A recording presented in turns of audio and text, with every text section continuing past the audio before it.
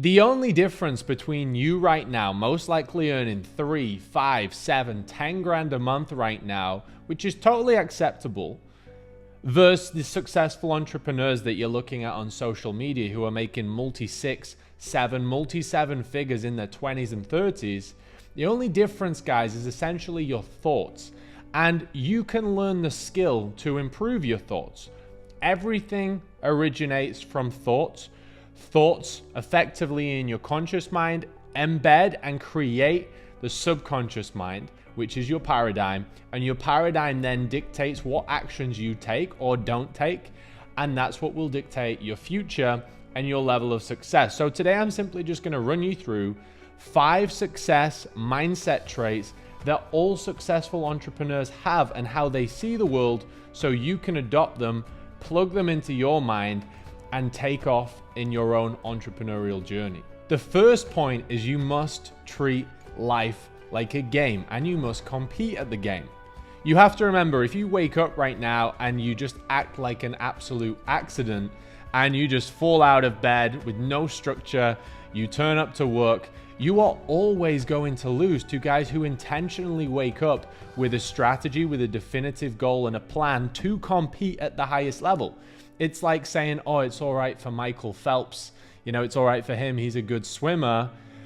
When he intentionally wakes up to dominate at swimming, optimizes everything every day, and you go swimming twice a year when you fall in the pool on holiday pissed up. There's a big difference. And all successful entrepreneurs did not get there by accident.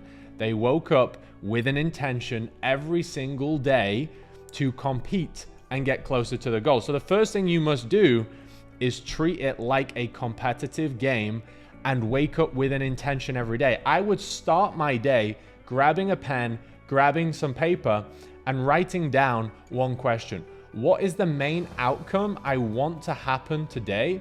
And the second question, what is the impact of the outcome I want from doing that?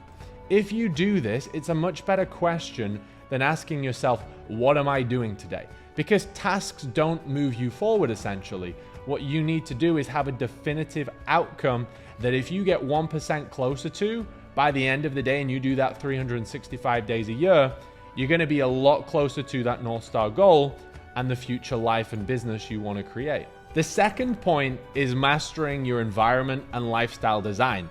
Now, this all starts with subtraction, success by subtraction. It's one of my biggest philosophies. You need to remove all of the total BS before you start adding stuff in. So this starts with people. Any people which are a distraction, which aren't helping you get to your goal, that are low frequency, you have to start removing them. And essentially, to clean up your environment, it actually takes a little bit of increasing your level of self-awareness on your current situation to understand how certain people make you feel when you're with them. Do you have certain conversations with people that when you leave that conversation, you feel lower in energy? Maybe you have more fear or more doubt about the life you want to create. And as much as you may love your parents and you may love your friends, if they're embedding you with fear around these dreams you want to go and pursue, you have to spend less time with them. And it doesn't mean you hate them, it doesn't mean you don't love them, but you have to spend less time or master the art of rejecting the thoughts that they're putting into your mind because they don't serve you. Bob Proctor talks about this massively, having the ability to use your conscious mind to accept or reject. From here, once you've subtracted out the low frequency people, you then want to start thinking and writing down again. Grab a pen, grab a paper, and you want to write down, right, who are the people that I may know from social media, I may know as coaches, mentors, I may even know within my network, within my hometown or mutual connections, who I know I might not have a clue how I'm going to get in the room with these guys, but who are all the names on the path that I know I want to take that would make it undeniable to help me get there. So you might think of all these crazy big names. Maybe it's someone who lives 20 miles away. Maybe it's your uncle. All of these people that if you did have in a room with you right now, masterminding, it would be impossible to fail. You want to start writing these names down and thinking about these names as much as possible, and then just allow your conscience to go to work on doing whatever it takes to get in the rooms with these people. most of the time you're going to be paying into rooms, into masterminds, into mentorships, coaches, etc. But if you've got people in your proximity, now you're thinking on this higher frequency intentionally, maybe you already have someone within your network who has at least some of the answers to help you move forward. So get rid of all the low frequency and start bringing in people into your network who you can mastermind with to help you move forward. The second thing is location. You really need to optimize your location. Now, this is in terms of your work and in terms of your living. So right now, I've got a place in Dubai and a place in Bali. For me, they are the two most optimal living locations in the world. And I do this because I love the city life for high frequency, for networking. It's also in the center of the world. So if I want to shift over to Europe, to the US, to Asia, I'm in the middle. It's like a good hub. And then I've got Bali, which is where I can just go even deeper on my personal development, training, nutrition, routine, and also get a bit more nature and connected with the planet, right? It's very important that you're not just city or nature. You do want to have a combination of both. Now, at the very start, I would recommend city. If you want to be an entrepreneur and you want to earn money, the first thing you should do as soon as you get some money, even if it's staying in the same country, for example, if you're in the UK and you're from a small town like I were, just move to a bigger city. If that's what you need to do, do it. And then from that big city, maybe you then move to the Miami, to the Dubai, to the New Yorks, to the hotspots. But just get to the city. That's where the network is. That's where the money is. That's where the opportunities are. So you need to optimize your environment to just increase your chances. You are playing a game and you want to increase your chances. It's like saying you want to be, you want to have 10 wives, but then you go live in the forest in God knows where. Like, go to the city. You're going to find a woman there. There's a lot more people, right? And cities are full of money. So optimize your environment. Over time, you can really start to create this lifestyle design that's really authentic to you. The next thing is just your workspace in your actual house. So you want to make sure that it's a place that you can focus. You want to have, I like very minimal, clear worktops. I know everybody likes these crazy, wacky ideas of offices. I know I used to do when I was younger, but it actually goes full circle. I was actually talking with a guy in the gym who, again, does multi-8 figures a year. And he was saying to me today, like, it's crazy how we've all gone full circle. I know as a kid, I wanted these crazy offices with all these cool things and I would be taking screenshots of them. And then all you do is you earn all this money and you have all these crazy villas. And then all you want is just a room with a table, a mic, and one screen, and noise canceling headphones, a coffee, and maybe some nicotine. And you just want to focus from 3 a.m. till 7 p.m. at night. And you just want to have nobody and nothing and no distraction. So you want to clean up your workspace and you actually want to make it as boring as possible and train yourself. Even when it comes to your phone, just remove everything. Remove all the apps. If you're seeing low frequency stuff on Instagram, mute them, unfollow them. Just clean up your environment. So all you can see is the things you need to move you forward. You don't need to be seeing anything else. This is a big difference between the successful entrepreneurs and people that struggle, is the pleasure aspect. And we're going to talk about this in one of the next points, but too many people are just spending too much time in areas that don't actually move them forwards. Now, if I was to open my phone right now, all you would see on the front screen is apps that are to do with my business. That's it. I don't want it there for leisure. Entrepreneurs operate completely differently. The third point I want to make is the journey itself and the mindset on how to approach it. And one of my favorite sayings is slow is smooth and smooth is fast. I know the military use this. I think it's the RAF in particular. And it's extremely important because don't mistake this, by the way, guys, with not taking necessary action and making no progress. No progress isn't slow, okay? And that's not smooth. That's just nothing.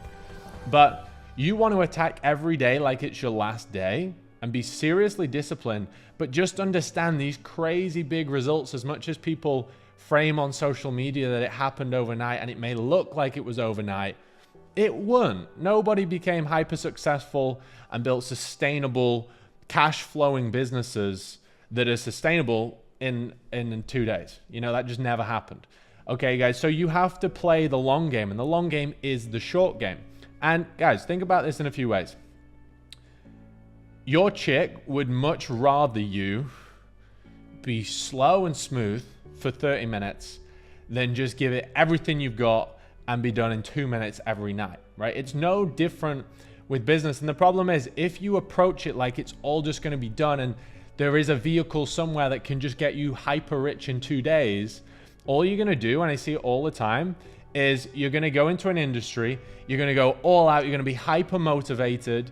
I see even guys do this with the personal development and their fitness, and you'll go in, all guns blazing, and then you'll be like, oh, didn't happen. Change. All in again. Boom. Nothing happens. And this is a personal development issue, not a professional industry issue. It's not the industry, it's you. You have to just play the long game. Don't think in what can I do in 12 weeks. Think, what can I do in 5 years? Now I'm committing to this industry and mastery. Successful entrepreneurs don't even care that much about the money. They know the money's coming when they become a master. And you only achieve mastery 5 to 10 years into any field, and you just need to find pleasure in that. The fourth point is successful entrepreneurs are very aware of human needs, desires, and traits. And one of those things is the human need, which is comfort or pleasure.